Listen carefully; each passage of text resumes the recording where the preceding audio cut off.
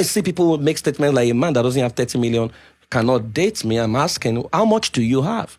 And why, if I had 30 million, why should I put it on your brain that is bringing out this kind of conversation? Right? I will not, because intellectually, we can't be compatible. If we want to get to the marital table, you must be able to make your own money and feed your own self and an extra mouth before you show up at all. So you can't be showing up from a deficit point of view. Women are emotional, men are logical. That's not correct. Every human being has logic and emotion. The one you have utilized the most is the one that becomes pronounced.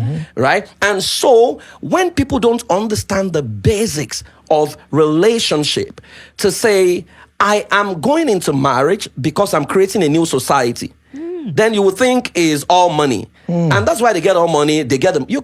It means, if you're even saying that 30 million, it means that a ritualist can actually get you. That's what it means. It means you have a price. Right? And so, before people get married, I always say that don't get married don't even ask anyone out without asking yourself out. Because that's where it starts from. So I ask, if you're going on a window shopping and you see yourself being displayed, will you buy yourself? When you understand fatherhood, you may actually say that you don't want to be a father. And you'll be right. Because I see people just think that, fatherhood is, I can provide money. Right? Fatherhood is, I can pay school fees. Fatherhood is, I gave birth to you. No, it doesn't work that way, because the fact that you donated the semen doesn't make you a father. It's a role, because of course you have sperm banks, and it's the same way we have sperm bank, we have mobile sperm banks. So if a man donates a seed and runs away, that's a mobile sperm bank. You can't say he's a father. If you don't dictate to people what they should call you, they will call you anything. One day I was in the US and I was having a meeting, and it was an all-white meeting. I was the only black man in the meeting. And then it was time for me to introduce myself, and someone just made a racial slur and said, "Black man, introduce yourself."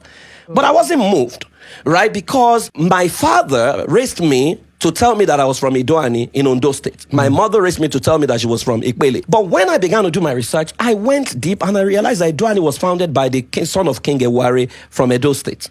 My mother's hometown was also founded by another, prince from Edo. So I'm from Edo.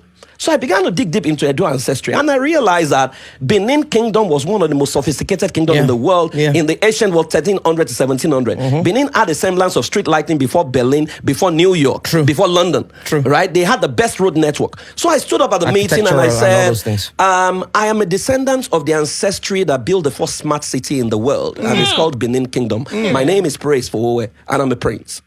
The entire room went quiet. During tea break, everyone came to me to say, "Can you tell us more about Benin Kingdom?" I said, "Google is your friend. Check it." And so they started asking me, "What about the Benin Wall? Is it still standing?" And blah, blah, blah, blah, blah. Right. Why was I able to do that? I tapped into my ancestry. I knew who I was. And so whatever you call me, because if you don't dictate to people what they should call you, they will call you anything. They'll call you anything. And so our children don't have a sense of history, don't have a sense of ancestry. And so people call them anything and it gets them upset.